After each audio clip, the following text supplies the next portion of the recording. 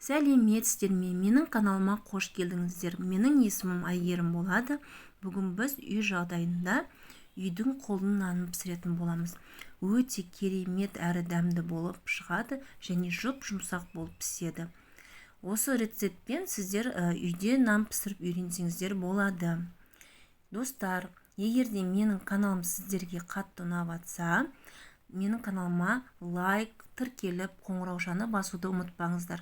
Себебі алдыда жаңадан шыққан видеоны бірінші болып көре аласыздар. Енді жылы суға сұйық май, тұз және дрожжды қосып жақсылап араластырып алатын боламыз. Достар, толық құрамын описание бөліміне жазып кететін боламын. Сол жерден қарап жасасаңыздар болады. Барлығын жақсылап араластырып, аз-аздан ұнды қоса отырып, қамырды илейтін боламыз.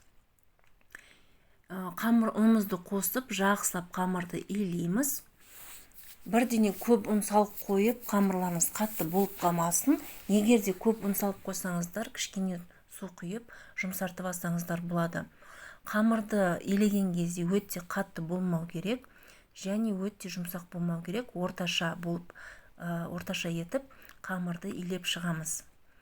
Жақсылап қамырымызды илеп аламыз. Міне, менің қамырым дайын болып қалды. Қолымыздағы жабысқан қамырды осылай алып қамырға қоссаңыздар болады. Барлығын осылай жақсылап илеп алғаннан кейін қамырымызды, енді осы қамырды бетін жауып 2 сағатқа жылы жерге қойып қоямыз.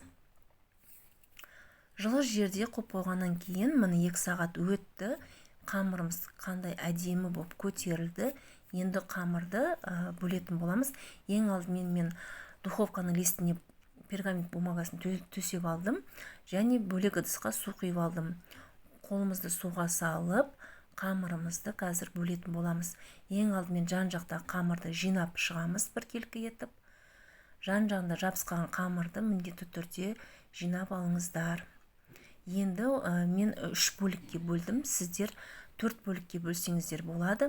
Осылай бөліп, бумагаға, пергамент бумагасының үстіне қоямыз листін. Барлығын жақсылап осылай бөліп, қойып аламыз алдын ала. Қойып алғаннан кейін, барлығын менде 3 бөлікке бөлінді. Сіздер 4-ке бөлсеңіздер болады. Кішірек етсеңіздер де болады дегенім ғой.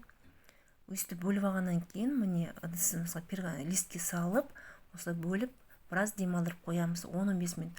Кішкене көтерілді, себебі көтерілу керек. Көтерілгеннен кейін қолымызбен ортасынан жан-жағына дейін басып шығамыз. Формасын создавать етеміз, міне қолдың наны. Енді осыны жақсылап басып шыққаннан кейін алдын ала духовкаға пісіреміз. Достар, менің каналыма тіркеліп, лайк, қоңыраушаны басуды ұмытпаңыздар. Себебі алдыдағы жаңа видеоны көре аласыздар. Духовкаға, міне қызып тұрған духовкаға салдым. Енді бетін жауып 200 градуста 40 минутта пісіріп аламыз. Міне біздің нанымыз дайын болды.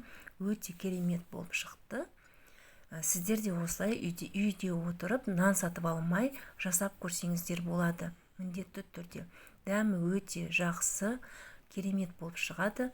Ас болсын, сау болыңыздар.